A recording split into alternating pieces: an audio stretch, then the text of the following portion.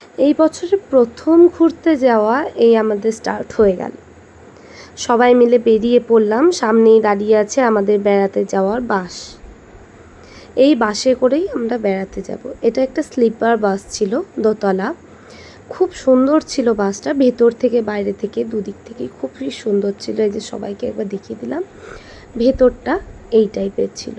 এই যে মা দেখছে ভেতরটা বেডগুলো কীরকম তৈরি করা ছিল, খুব কমফোর্টেবল ছিল। এই আমরা দোতলায় উঠে পড়েছি। দোতলায় উঠেই যে সবার সঙ্গে দেখা করছি, খুব ভালো লাগছিল ওপর থেকে সবাইকে দেখতে। আর বেড়াতে যাব মনে একটা আলাদাই আনন্দ ছিল। এই যে আমাদের জার্নি একদম স্টার্ট হয়ে গেল। আস্তে আস্তে সন্ধ্যের দিকে এগিয়ে চলেছে। আমরা শুয়ে শুয়ে ওপর থেকে সব দেখছি। মাঝ রাস্তায় একবার সবাই দাঁড়ালো কিছু স্ন্যাক্স খাওয়া দাওয়ার জন্য, তো ওখানেই রান্না স্টার্ট হয়ে গেল রাতের খাবারের। এই যে মুড়ি আর বেগুনি দিয়ে দিয়েছে। সবাই সন্ধেবেলায় এটা খেতে শুরু করলো। খেতে খেতে আবার আমরা বাসে উঠে বসে পড়লাম। তো খাওয়া দাওয়া হয়ে যাওয়ার পরে এই যে আমি বাসের ছাদ দিয়ে হাঁটছিলাম, এটা আমার দিদিকে দেখাচ্ছিলাম আমি ভিডিও কলে। এইসব মজা করতে করতে বহু দূর এগিয়ে গেলাম।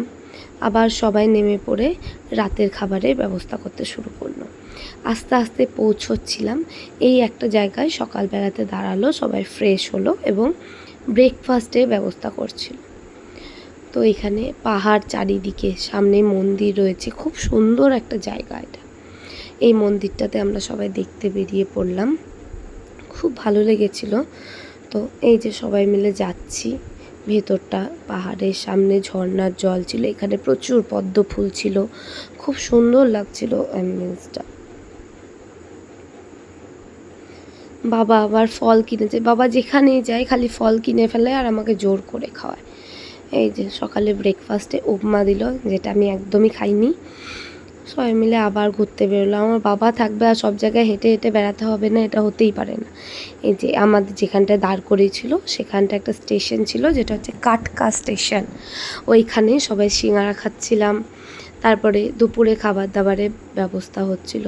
এই যে বিহারের সেই কলগুলো, যেগুলো আমরা ইউজুয়ালি টিভিতে বা ওয়েব সিরিজে দেখি, সেইগুলো আমরা দেখছিলাম। রাতের বেলা খাওয়া দাওয়া করার পরে আবার যখন বাসটা ছাড়লো, আলাদাই লাগছিল বাইরেটা দেখতে। আর এই যে এবার আমরা প্রয়াগরাজ পৌঁছচ্ছি। এই যে কুম্ভ মেলার ব্যবস্থা চলছে। আস্তে আস্তে পৌঁছালাম, তখন প্রায় 8টা বাজতে চললো। প্রচণ্ড শীত তখন। আমরা সেই শীতেই ঠিক করে ফেললাম যে তখনই চান করবো এসেছি যখন। এই যে গঙ্গাতে চলে এসেছি। গঙ্গার সামনে এসে যেন শীত করাটাও বন্ধ হয়ে গেছিলো। তো এই যে সবাই আস্তে আস্তে জলে নেমে পড়লাম। জলটা খুব ফ্রেশ ছিল।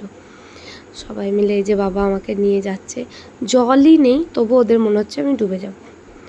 এই যে গেলাম, সবাই মিলে চান ধান করতে শুরু করলাম। ভিডিও করতে দিয়েছিলাম একটা ভাইকে, প্রচণ্ড বাজেভাবে ভিডিওটা করেছে। চান ধান করে এইবার সবাই রওনা দিচ্ছিলাম আবার বাসের কাছে। যে একটুখানি ঘুরে টুরে ভিডিও করে নিলাম, খুব ভালো লাগছিলো। চারিদিকে বহু মানুষ চান করছিল। সবাই মিলে চললাম এবার বাসের কাছে। ও তার আগে বলতে ভুলে গেছি, এই যে বড়ে হনুমানজির মন্দিরে গেলাম, সেখানে দর্শন করে এলাম।